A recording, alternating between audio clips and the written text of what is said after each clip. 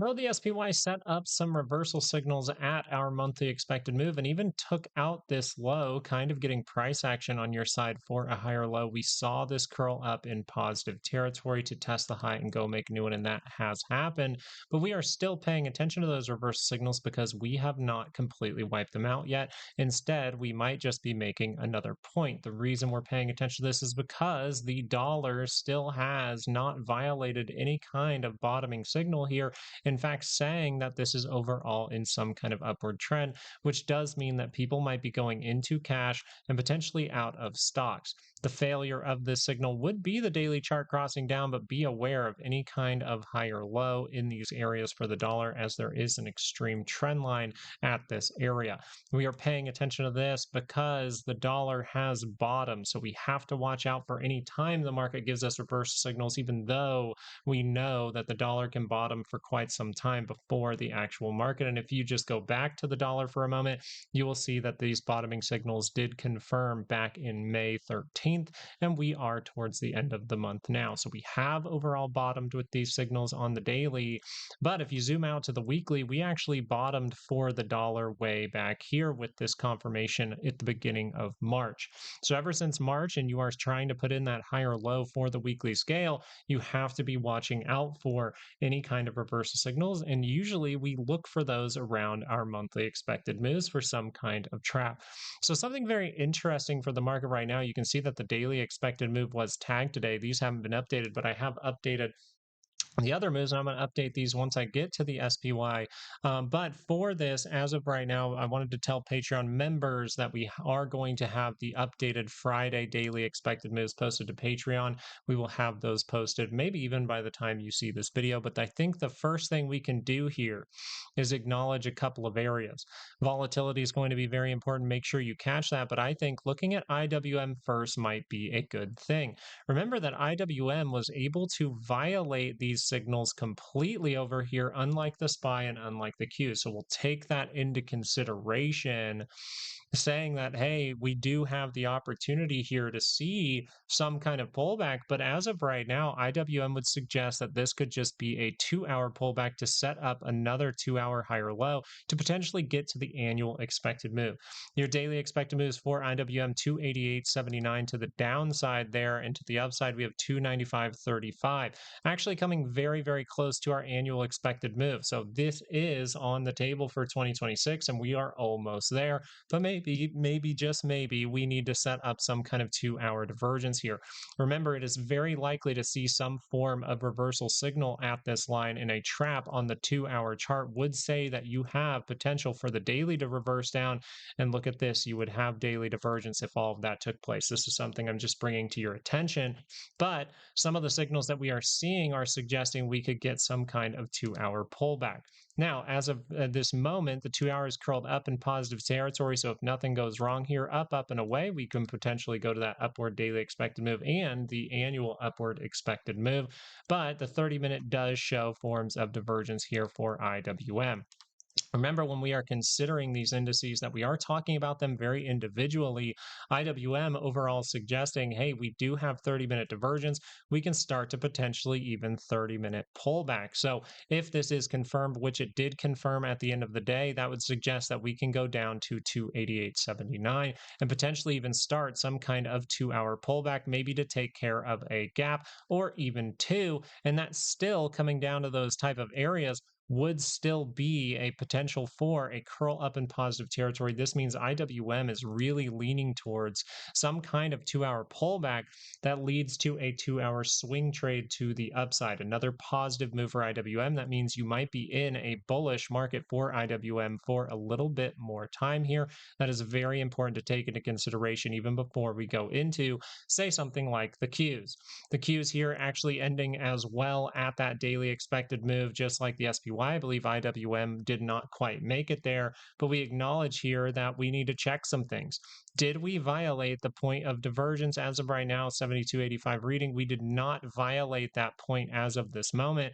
And we do see that if the 2-hour would curl down, that could be a problem with the dramatic divergence across. That could lead towards some kind of rug pull, but we want to be aware of any kind of 2-hour higher low, even though this would be the confirmation of divergence. Remember what IWM was saying. Hey, maybe there's one more curl. curl up, and we do have some space to the center line where you could pull back for 2 whole days, come down in these areas, and just set up some kind of 2 hour move to get to the annual expected move of 748.35. So I would be watching out for that. As of right now, do we see the same things from the cues that we see from IWM? And I believe you do to some extent, right? Mainly, I'm saying this because of the SPY we're about to go over, but you do see the divergence plain and simple on your MACD, on your RSI down here, and it is outside of the weekly expected move. This means that the cues have a 68% probability to land below where we are right now by Friday. So just be aware of that. And this 30-minute divergence says, hey, we can go into somewhat of a negative trend for a moment, but I still want to be aware that even though I have reversal signals for the 2 hour chart here suggesting this can happen, I want to be very aware of some kind of divergence here in the future. I want to plan that ahead, because if I get a 2 hour swing to the upside, say we do get a 2 hour pullback or something like that, and we curl up into positive territory, where are we very likely to go to? Well, next week's weekly expected move. That's why you need to subscribe to this channel so you can get free weekly expected moves every single Sunday. We like to put those out, or sometimes we put it out on Saturday, but over the weekend, we do give you updated weekly expected moves where you can get these levels. These levels give you the 68% zone using the options market to calculate them. And it's very, very good for a profit target. It's very, very good for any kind of reversals or resistances or support. These are very, very critical levels where you can get a lot of information, a lot of edge in the market by using these levels. So please subscribe, because this will genuinely help your trading, just like it has helped mine. We notice that if that 2 hour crosses down, it's risky. We see the 30-minute divergences, but we want to acknowledge that IWM told us watch out for any kind of higher low from the Qs. They aren't necessarily at their annual expected move yet. But once we get to this level, the markets become very, very risky for 2026. If you recall that the last time we did see this, I know I'm talking about it again, but the last time that we did see an annual expected move tag was actually right over here in this area where we started to stall out and then see something a little bit more corrective in 2026. But before we got there at the beginning of 2025, we went directly down to the annual expected move and set up a higher low to tell us that this market was about to turn around. These levels can be very, very critical to you. So as of right now for the Qs, if the 2 hour crosses down, yes, there is risk of seeing some kind of bigger drop. One, because you're near the annual expected move, and because the dollar has bottomed, and because you're outside of the monthly. But IWM suggesting that it can get at least one more push before we see some kind of downside move. So I wanted to bring that to your attention. We are going to see if this is comparative to the SPY and what that is overall saying. And then we're going to go over volatility and kind of give a main takeaway, suggesting, hey, what seems to be the most probable based on everything we took in throughout this analysis. We see here the 2 hour chart, but first I want to acknowledge that the daily expected move perfectly tagged here. Very, very nice. That is exactly what we want to see. That's exactly how we state things in our videos. Hey, if the 30 minutes able to keep going or curl up in positive territory, you're very likely to go to the upward daily expected move by the end of the day. And that's exactly what ended up happening. That's fantastic. And so we want to give you updated daily expected moves because they were so helpful for today. Let's get them for you. For tomorrow, we see 760.54 to the upside, and we also get what?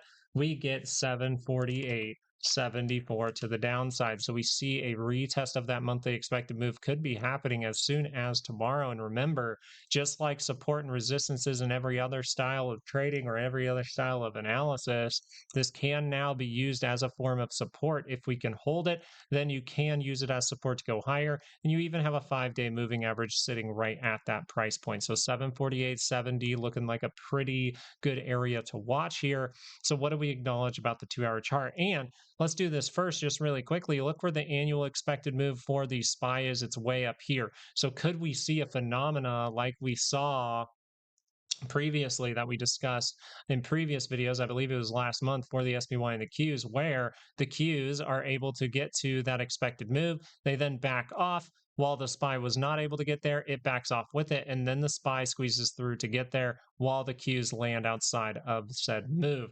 These are the things you have to consider. You have to make sure to kind of understand that these markets like to tag these levels, and especially the SPY likes to tag these levels. So if the Q is tagging it first and you get a pullback and then it swings to the upside, a lot of the time the SPY will climb to those areas. We'll go over that in the macro video on Saturday. That's right. We don't just give you weekly expected moves and things like that for free on this channel, and updated daily expected moves almost daily on this channel, but we also give you those annual expected moves and a macro video almost every single weekend. I try to put out some kind of macro video. I think it's good for even day traders to understand what kind of macro environment you are in. So if you want to join us, please subscribe.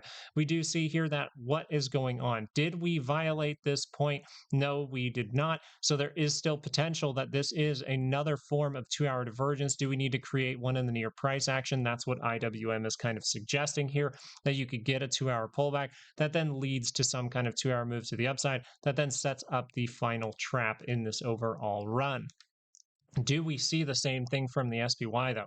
Do we see the same thing like we saw divergence on IWM, like we saw divergence on the Qs? Do we see the same thing for the SPY, or is it shaping up that we can see a weekend trap? Well, as of this moment, you do have a form of reversal signal on the 30-minute. You are now closer to the center line. Remember just a few days, or actually remember yesterday we were pointing out, and multiple times throughout this week we pointed out, this divergence you have right here is very flat and very far still away from that center line. So any kind of curl up can lead to a move to a daily expected move where you want to watch out for some kind of divergence. We do see that divergence on the MACD, but we do not. We were wiped out on the RSI. So what does this overall mean?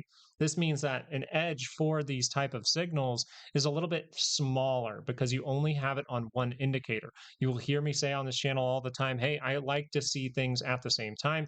We see no confirmation of even the divergence just on the MACD, but because we have violated on the RSI, that opens the door for us to set a weekend trap.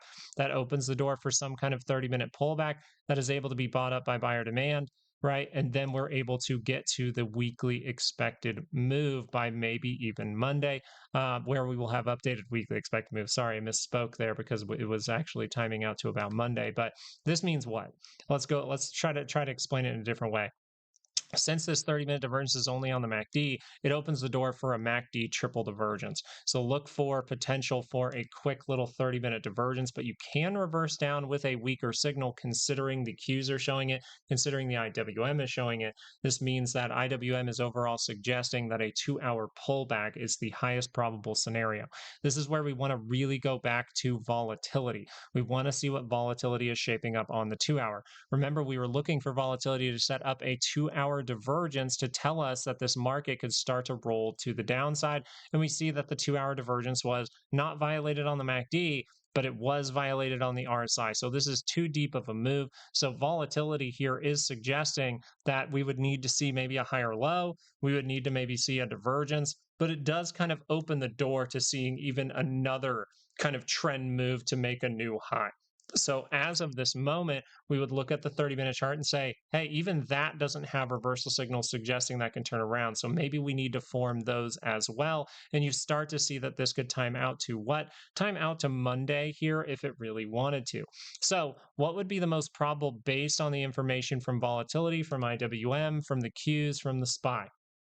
Well, based on the SPY, the Qs, IWM, and VIX all together, I think that the most probable thing to happen here is you are very likely to see some kind of 2-hour crossdown. Maybe that is now, but maybe that is over the weekend. But either way, you would say, hey, those confirmations of those divergences for the Qs and IWM do lead you to believe that a 2-hour pullback would be probable. And because of all the buyers in this area, you can get a 2-hour pullback that sets up a 2-hour higher low that then goes to the upside. And maybe we need to set up another divergence point here.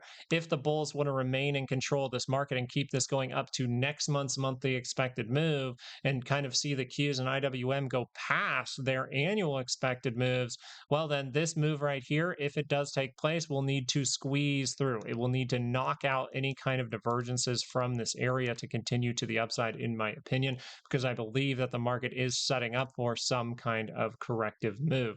That's right. As of right now, because the daily chart chart is so high up, I would not think that this would be some kind of move that takes you all the way down to, say, down here towards 675 at this moment. In fact, I actually think that because this is so high up, some kind of move to the downside that takes place could just be met up by buyer demand so that we can get to the SPY's annual expected move. So we will go over this more thoroughly on the macro scale over the weekend if you would like to subscribe and like this video. But as of right now, I think this is the best information I can bring you for today. And if the 2 hour does cross down, we're at risk of reversal. But I think because of everything that we've analyzed in this video, we really need to watch for a potential 2 hour higher low that takes you just a little bit higher, maybe so we can see a test of the Q's annual move or IWM's annual move before this market can go through some kind of daily correction at this point. Thank you so much for watching this video. I really appreciate it. I hope that this was helpful to you. That's the whole goal of this channel. Thank you for watching, and I hope you have